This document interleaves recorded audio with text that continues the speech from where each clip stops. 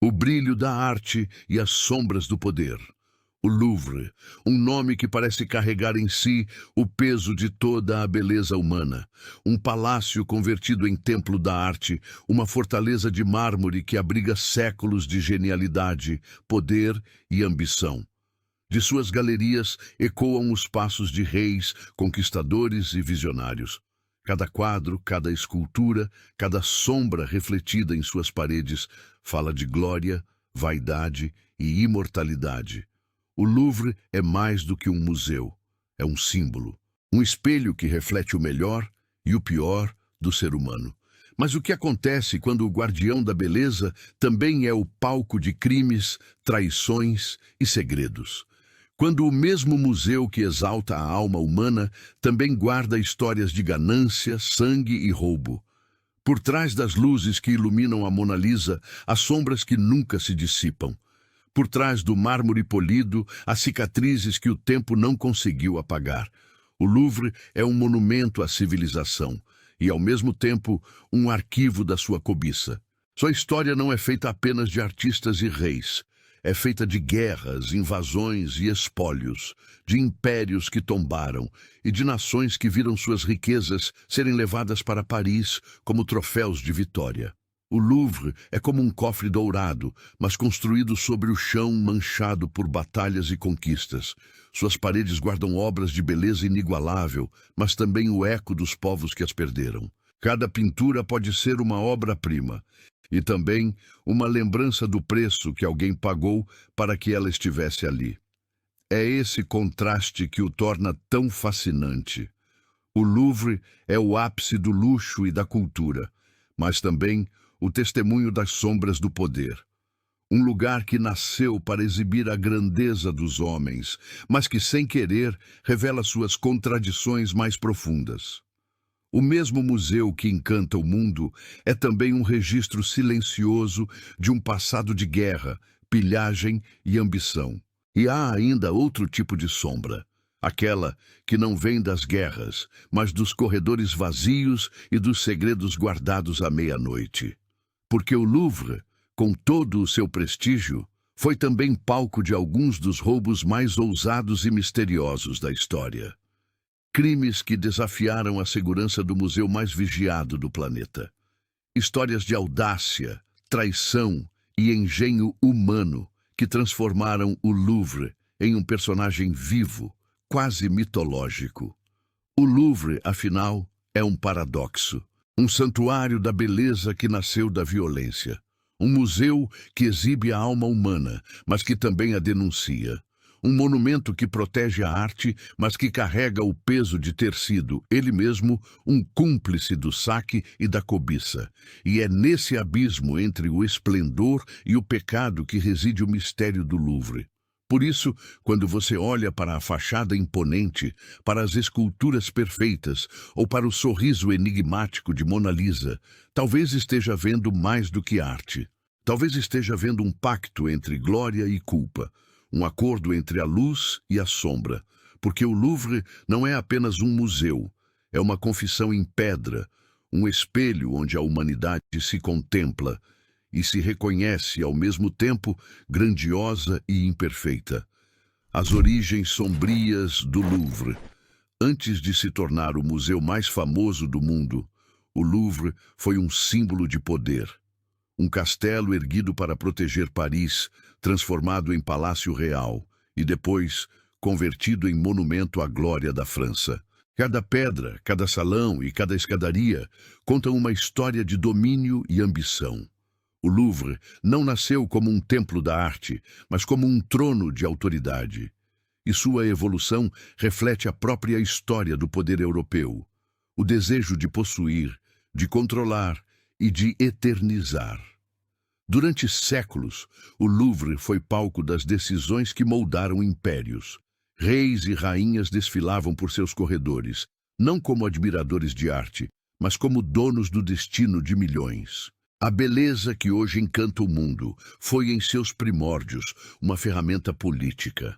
A arte não servia apenas à contemplação, mas à propaganda. Exibir grandiosidade era uma forma de governar. Mostrar cultura era uma maneira de dominar. O Louvre, antes de ser um museu, foi um espelho do poder absoluto. Quando a Revolução Francesa varreu a monarquia, o palácio foi tomado pelo povo e transformado em museu. O gesto parecia libertador. A arte, antes reservada à realeza, agora seria patrimônio público. Mas por trás desse ato simbólico havia um detalhe oculto. Grande parte das obras que passaram a encher as galerias do Louvre não havia sido criada na França. Elas foram conquistadas, tomadas, transportadas como troféus de guerra, arrancadas de igrejas, mosteiros e palácios de outros países. Napoleão Bonaparte levou essa prática a outro nível.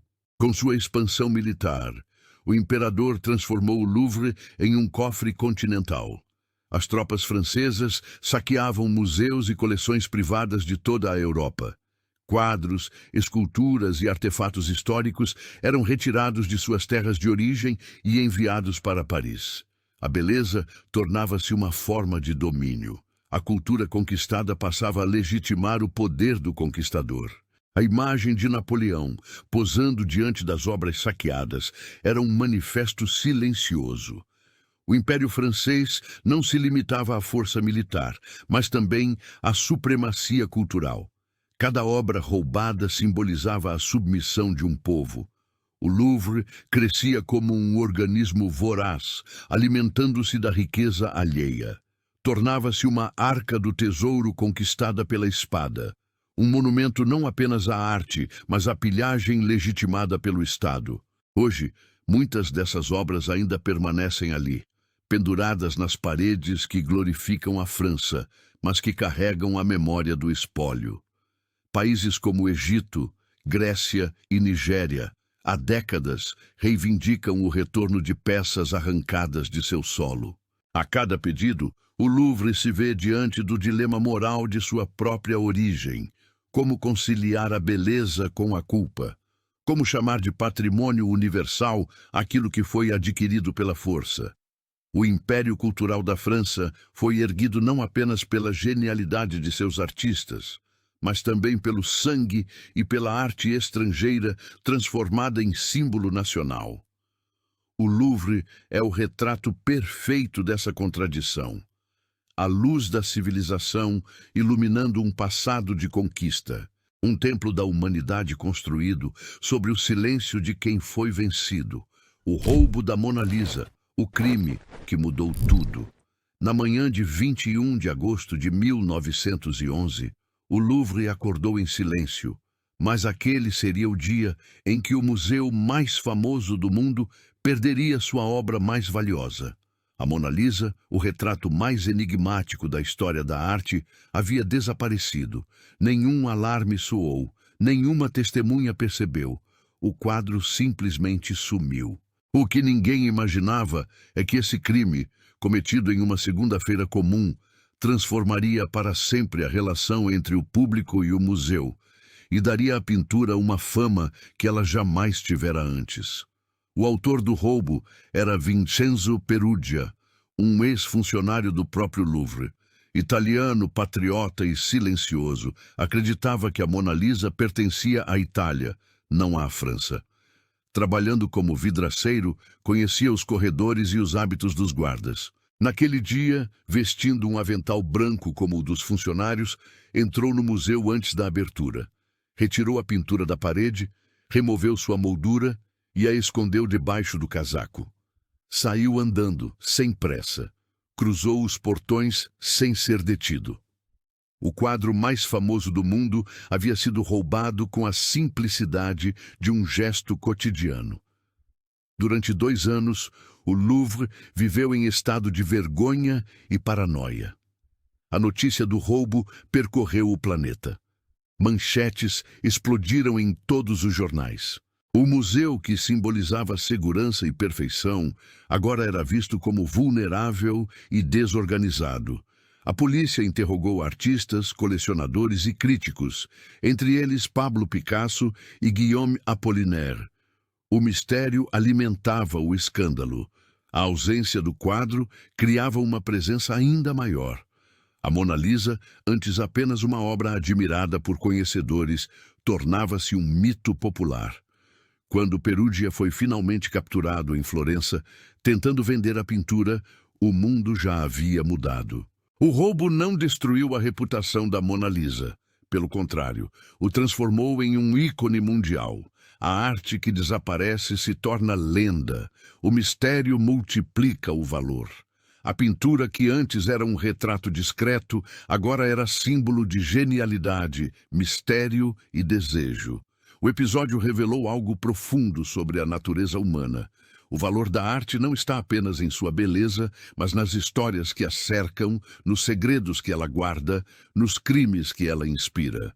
O roubo da Mona Lisa foi como uma explosão controlada, um ato criminoso que lançou o Louvre à fama eterna. O que deveria ser um escândalo transformou-se em marketing involuntário. A tragédia virou mito. Depois do retorno do quadro, o Louvre passou a ser visto não apenas como o Museu da Arte, mas como o Museu da História. Uma história feita de glórias e falhas, de conquistas e humilhações. O sorriso de Mona Lisa, agora ainda mais famoso, parecia carregar um novo significado, como se ela mesma zombasse da humanidade. Lembrando que até a beleza mais sublime pode ser sequestrada, usada e transformada em espetáculo. O roubo da Mona Lisa não foi apenas um crime, foi um espelho. Refletiu o poder da arte sobre o imaginário humano. Mostrou que o que nos fascina não é apenas o que vemos, mas o que está ausente. O Louvre, desde então, nunca mais foi o mesmo. Tornou-se palco de um novo tipo de atração, a beleza misturada à sombra do escândalo. E a Mona Lisa, com seu sorriso enigmático, continua a observar o mundo, lembrando silenciosamente que o brilho da arte e o instinto da posse caminham lado a lado. Intrigas modernas, o Louvre na era do crime sofisticado. O tempo passou, mas as sombras nunca deixaram o Louvre. Mesmo cercado por sensores, câmeras e guardas armados, o museu continua sendo alvo de uma cobiça que atravessa séculos. O crime, antes cometido por ladrões com aventais e coragem, hoje se move em silêncio, através de cifras, documentos falsos e conexões internacionais. O Louvre entrou na era do crime sofisticado, onde a arte é mais valiosa que o ouro e a ambição humana aprendeu a vestir terno e gravata. O tráfico de arte é hoje um dos mercados ilegais mais lucrativos do mundo, perdendo apenas para drogas e armas. Peças históricas roubadas de escavações, pinturas desaparecidas em guerras e esculturas retiradas de templos antigos são negociadas secretamente entre colecionadores e intermediários. Muitas dessas obras, em algum momento, passam por Paris. O Louvre, com sua autoridade simbólica, tornou-se um nome usado para legitimar falsificações, ocultar origens e alimentar o mito da autenticidade. O museu, sem perceber, é frequentemente citado por falsários como referência para validar o falso. Nos bastidores, o jogo é mais complexo do que nunca. Funcionários corruptos, restauradores cúmplices e casas de leilão envolvidas em esquemas milionários formam uma teia invisível que conecta a arte à criminalidade global. Obras desaparecem, reaparecem, são revendidas, circulam entre coleções privadas e museus de fachada. A beleza se torna moeda, o crime se torna cultura e a verdade um detalhe negociável. Mas há um outro tipo de conflito que atormenta o Louvre, o dilema ético das origens de suas coleções. Nas últimas décadas, países colonizados começaram a exigir de volta as peças que lhes foram tiradas.